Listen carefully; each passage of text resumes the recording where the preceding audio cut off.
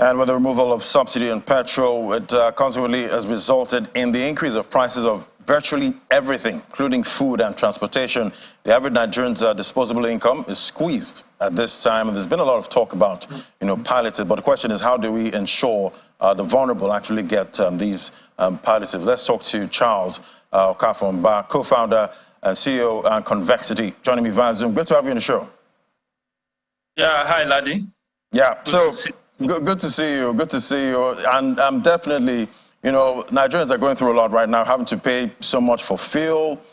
That's raised the cost of, everything from, food and transportation.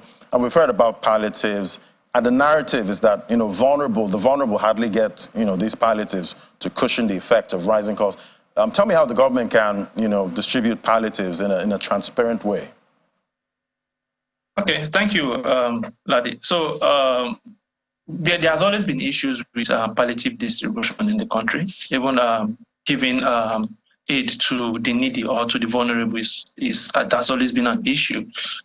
Just before I go there, there is even this publication that said, it's a UK publication, that it's better you burn your aid money than give it to Nigeria. And that is a big blow to us as a country, because it seems we cannot be trusted to do what is right. So there are different means or model which the government can actually distribute palliative. And that can be, number one, we know of the National Social Register that has actually been done, although there are contentions on how correct it is or how true the records are. So what the government can do is ensuring transparency. That's the key thing that they need to work on, ensuring transparency. Now, the transparency is the palliative itself, or whatever that needs to be distributed itself, gets to the beneficiaries. And one way that can actually be done is using technology. And I won't want to go deep into just blockchain as a means for that to happen, but generally technology can be used to facilitate that. And one of the ways technology can be used to facilitate that will be what we call a proof of personhood. Right? So those that are actually being onboarded to such a program, you need to prove that these people are actually real and then they are unique. So you can have unique identity system, maybe using their iris, or you can have them integrated into the national identity number system, or any other means that can actually be used to prove that, yes, these people that are being given these palliatives are real humans, and then they are not doubled in the register.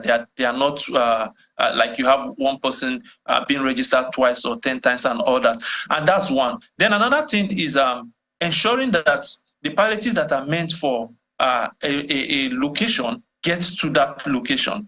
So it can be built in such a way that you have a palliative system that can't function outside that location itself. It could be geofenced in such a way that the beneficiary can go to a vendor with a token. It can be a paper voucher, it can be an SMS token, or even with a wallet system that they are used to, or maybe those that are tech literate can go with their mobile phone and has a wallet in it. And that wallet contains what we call a token system. Now, that token is where the blockchain comes in actually, because it gives that transparency. Now, that token can be taken to the vendor that is meant to serve that beneficiary or that locality. So until the vendor doesn't get the money, right, directly, the government, because what we are seeing, or what we've seen even from the COVID palliative, is the vendors are gotten, they give them the fund, they say go and distribute, and then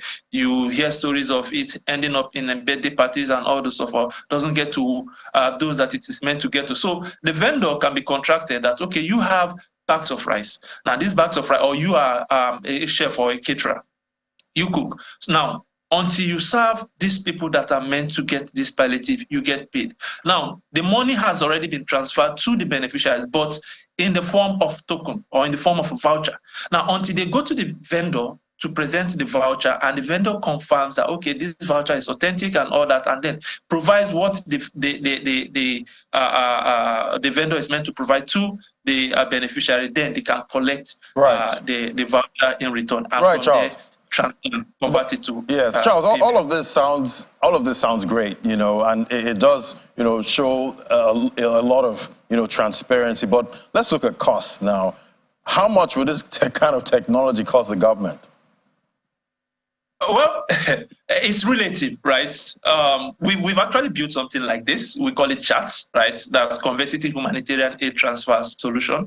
And even the UNICEF is currently behind the project itself. We want to ensure that transparency. The cost it's not that big. It's something that can be done if the will is there by the government. If they want to build something like that, then they can go ahead and build it. I don't want to be specific on the cost, right? Because it's relative. But for us, we've actually spent a lot putting this together. Actually, we started this with the NGOs in mind, right? Because we know there are lots of issues when it comes to distributing aid from donors to the beneficiary. So we had the NGOs in mind, but this can actually be used by anybody, can be used by the government. So you have a way of showing the donors, right, that what has been given or the funds that is meant to go to the beneficiary gets there. Because what we are currently having in the whole space is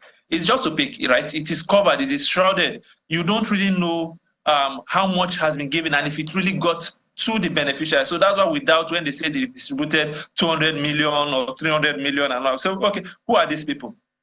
But we have a system whereby you can easily know, okay, these are the locations and the data is showing you. We might not really have, we don't really need to have their PI, that's their personal information, or those that these things were given, their personal details and all that. But we can have a way of identifying the unique humanness that this person that or this location or this number of persons around this location gets what they are meant to get. And okay, but Charles, we know artificial, intelligence is the rave, right now. Is that playing into this technology in any way?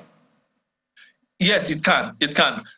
So there's what we call proof of personhood, right? And that proof of personhood is you need to prove that this person is actually human. So one thing we even did, we actually added that it's machine learning.